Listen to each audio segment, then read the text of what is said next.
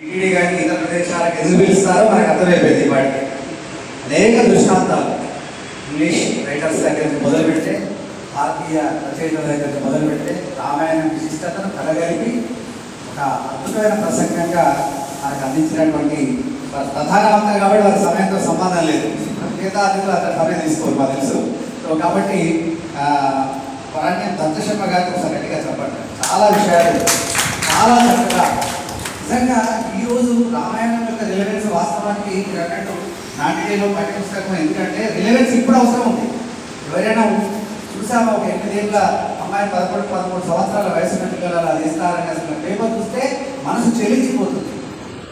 అసలు సమాజం వెళ్ళిపోతుంది అనే భయం కూడా అవుతుంది. వాస్తవంగా ఇవాళ బహుశా ఆంధ్రజ్యోతిలో ఈ పేపర్లో ఒక వ్యాసం వచ్చింది. ఎటువైపు వెళ్తుంది చిన్న పిల్లల మనసులో అలాంటి విషయ బీజాలు ఎందుకు నాటుకుంటున్నాయి. పవిత్రమైనటువంటి బంధం ఉండాల్సిన చోట ఆ బంధాన్ని అపవిత్రంగా ఎందుకు మారుతుంది.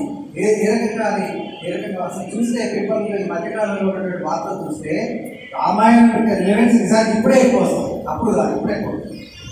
మా సీనియర్ సిటిజన్స్ జనార్దన్ గారు ఉన్నారు. వారి దగ్గరికి రోజు కొడుకులు సరిగ్గా చూసుకుంటలేరని తల్లిదండ్రులు వస్తారు, పిల్లలను పట్టించుకుంటలేరని అనేటువంటి ఇంకొకరు వస్తారు. వారికి నిజంగా చెప్తే జనార్దన్ రావు గారు చెప్పేది ఏంటంటే వచ్చిన వాళ్ళకి ఒక రామాయణ పుస్తకం ఇవ్వండి సార్, వాళ్ళకే సాల్వ్ చేసుకుంటారు.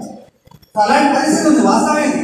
ఎక్కడ చూసినా కూడా సమాజంలో ఇలాంటి పరిస్థితి ఎందుకు దాపరించింది, ఎందుకైంది అసలు మా సిరాజ్పతి గారికి తెలుసు. శిశుమందిర్ విద్యా విధానంలో ఒక నీతి శాస్త్రానికి సంబంధించినటువంటి ఒక పుస్తకం టెక్స్ట్ పుస్తకం పాటుగా అడిషనల్గా ఉండేది. సదాచారం అనే పుస్తకం 2వ తరగతి వరకు, 3వ తరగతి వరకు, 4వ తరగతి వరకు, ఇక 10వ తరగతి వరకు టెక్స్ట్ బుక్ చదువుతున్న దానితో పాటుగా సదాచారం తప్పకుండా చదవాలి. మన మనసులో ఆరోగ్యంగానే ఉండేది.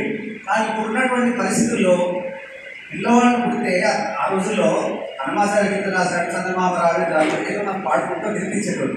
ఇప్పుడున్న తల్లులకు తోడుకోలేదు. ఇప్పుడున్న పిల్లలు మొబైల్ పడేస్తున్నారు, చూడమంటున్నారు. వాడు ఏదో చూస్తున్నామే తినిపిస్తున్నారు. వాడు ఆడుతున్నా మొబైల్కి అడిక్ట్ అవుతున్నాడు. సోషల్ మీడియా విస్తృతమైనటువంటి పోకడలకు దారితీస్తుంది. దానిలోకి వాడి మనసంతా కలుషితం అవుతుంది. కాబట్టి నిన్న మొన్న జరిగిన సంఘటనలు మనం చూస్తున్నాం.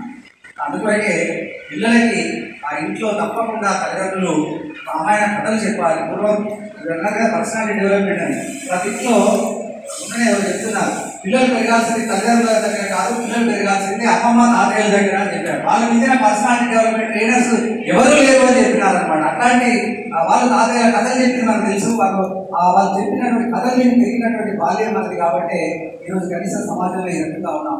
కానీ వచ్చే సమాజాన్ని రామాయణంలో చెప్పాడు కదా, లక్ష్మణుడు ఎదిగేలాలి రాముతో పాటుగా.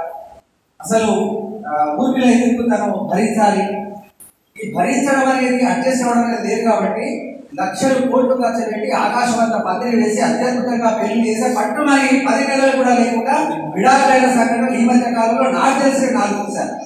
మిగతా నాకు 4 తెలుసు. సో చాలా అద్భుతంగా వైభవంగా పెళ్లి చేస్తే ఎందుకు అడ్జస్ట్మెంట్ లేదు. నువ్వేంత అంటే నువ్వు అయిపోయింది అక్కడికి క్లోజ్. అందుకే చెప్పాను కదా, ఇప్పుడు ఈ పెళ్లిళ్ళ ఈ గోల లేకుండా ఈ విడాకుల లేకుండా సహజీవనం అనేటువంటి ఒక కొత్త సంస్కృతి మనకు తెరలోకి తీసుకొస్తున్నారు. ఇలాంటివన్నీ కూడా మరి ఎవరు చెప్పాలి, ఎవరో ఒకరు చెప్పాలి. అందుకే గొప్ప కృషి చేస్తున్నారు దత్తశర్మ గారు. అనేక కళాశాలకు వెళ్తున్నా అన్నారు, అనేక ప్రదేశాలకు వెళ్తున్నా అన్నారు. నిజంగా చాలా శ్రద్ధగా వింటున్నారన్నారు. ఇంకా దురదృష్టం కూడా ఏంటంటే చెప్పేటోళ్ళు లేక కూడా సమాజం ఆ రకంగా వెళ్తుందేమో అనేటువంటి ఆవేదన కూడా ఉంది.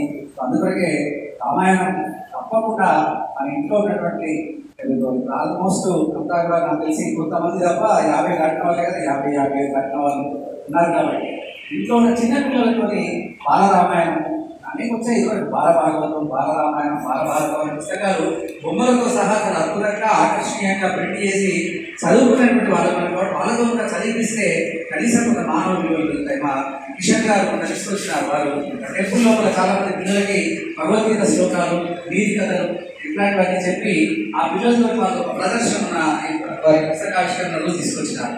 తప్పకుండా ఇవన్నీ కూడా మనం చేయాల్సిన అవసరం ఉంది. ఆ బాధ్యత కూడా మన మీద ఉంది అని గుర్తిరిగి వర్క్ చేసినటువంటి వైరాగ్యం గారికి ఒకసారి చెప్పండి.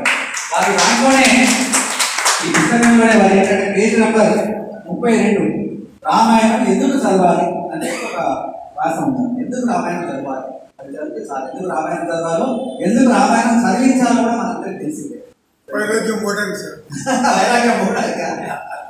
సో ఈ సందర్భంగా ఒకసారి వారికి అభినందనలు తెలియజేస్తూ, సరే మనం ఎట్లాగో సార్ గతశర్మ గారికి వచ్చాక ఇదే ఆటంలో పైన వెళ్దాం.